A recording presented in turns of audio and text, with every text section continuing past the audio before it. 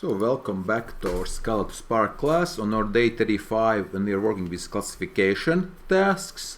And I wanted to take some time to give you a look at the hello world of classification, meaning it's a dataset, a very famous dataset, which is the irises dataset from 1936. Actually, it's been used everywhere.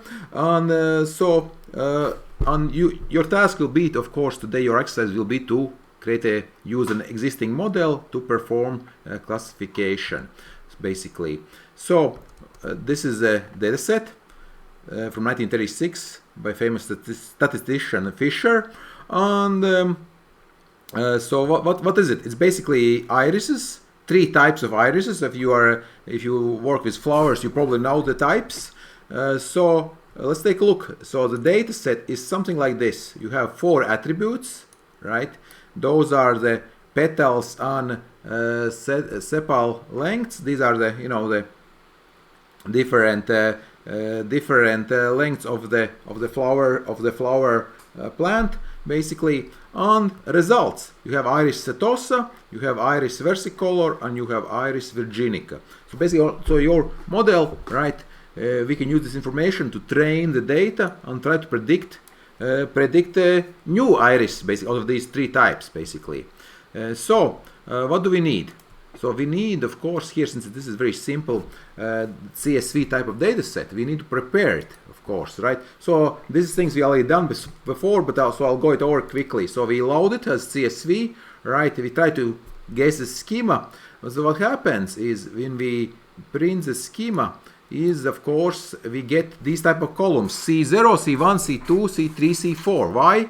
So double, that's great. And string, because we don't have a column names, right? In this particular case, that it could happen, right? You have to infer, right? So we're gonna use the R formula to transform this data, because we need to fit it into a vector, basically, right? So we're gonna rename C4 will be the flower, right? Name, right? Right, we just rename it basically here, I think, here, right, flower, right? And then we are going to use the myr formula to prepare it, transform it, and it will be something like this. You see, we transform it, we have features, right? That's in our formula features, right? And label again 0. And maybe there will be 1, right, 0, 1, and so on, right? If you take a sample, right, if I do a sample, right, you can see some of these again. So versicolor is 1, virginica is 2, and setosa is 0. Again, of course, this order is not important here. Labels, these are just numeric labels. Okay, so then, very importantly, right, we need to do a split, right? We need to split our data, prepared data, into a train and test split. We use random split. 80-20%, so 80% training test for 10% for train testing, right? And we import a decision tree classifier. The thing we had a video today already about that, which is basically just like the party game of 21 questions, right? So we create a decision tree and we say which one is going to be label column, of course, and features column will be the features column, right? And all we have to do is then we use it on the training data set, right? And then we can do the transformation onto test, right? Then we can get some results, basically, right? Because we use it on a train, and then we use it on a test result, and then we see what we get, right? And you see raw prediction, and notice this in this case, since this is a decision tree, the probability is going to be 100%, right? It's going to be always sure, right? It's not like logistic regression, right?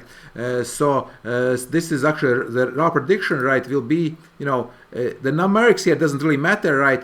The probability is 100%, so prediction is actually going to be 0 here, basically, right? So there's not going to be any in this model, right? These numbers don't really mean anything, but they're basically 100%, basically here, right? So. And now, of course, we can do, right, that's our vector assembler. We did that already, right? Oh yeah, so we could do it by hand, of course, also, right? If you didn't want to do R formula, but we could do it by hand, right? But that's not really needed. Again, this is something I did before, right, in a previous course, so I don't have to go over it again. But again, this is something we already did earlier, right? We could transform it without the R formula, right? That's also possible, right? And then we could index, say, label indexer, right, would be label, and we could get exactly the same result, right? On our labeled df would be very similar, right here, right? So this is what we did by hand, right? Here, yeah. So this is same thing without our formula we did by hand. Okay, that's just extra things to see how you could do it by hand. And then, right, we can do this fit, right? But here, of course, right. So this is something you'd want to avoid, right? You don't want to fit all the label, right? We're going to learn from all of the data. And again, in this case, right, it's going to be, well, it's going to learn from this data. It's going to be perfect, basically, on this data, right? So if you see this, right, I also show how to make a little function to make estimate the accuracy, right? You basically use a multi-class evaluator, and what all it does is you give it a, you say which column is label, which is prediction, which accuracy, and you give it data frame, and it'll basically do the compare this prediction and label, see, you know, if there are any mismatches, right? Basically, right? So, and you can get the accuracy, right? And of course, error is going to be 1.0 minus accuracy, right? Of course. So, okay, and so that's a little helper method, and we can see the results now, right? And so what happens then is, of course, that we check, right, size, right, fit the df, right, and also do we have df count? Oh yeah, it's coming in here, right? Fit the df and test df, right? So do we have count here, size? Right, we have perfect accuracy, right? So that's not very great. Why isn't it great? Because, well, well, it looks great, right? But of course, on such small, this data has been overfitted, of course, right? So, okay, but what I want from you as an exercise, right? I want you to do something similar, right? So I want you to fit Iris's, right, data set on using split of 75% and 25% for training and 25% for testing, right? And use any other algorithm, classification algorithm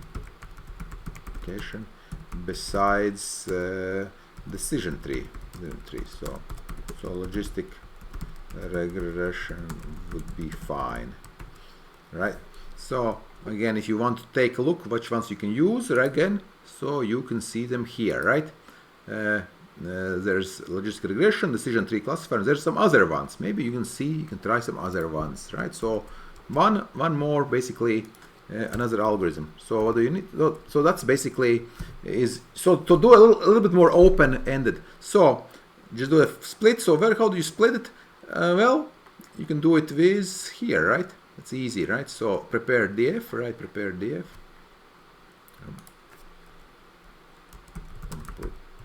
Prepare df, right? And then of course also on check accuracy on the training on testing set, right? You can also show accuracy on training set, but that should be 100%, of course. All right, so that's the task. Pretty simple, I think, right? So stop.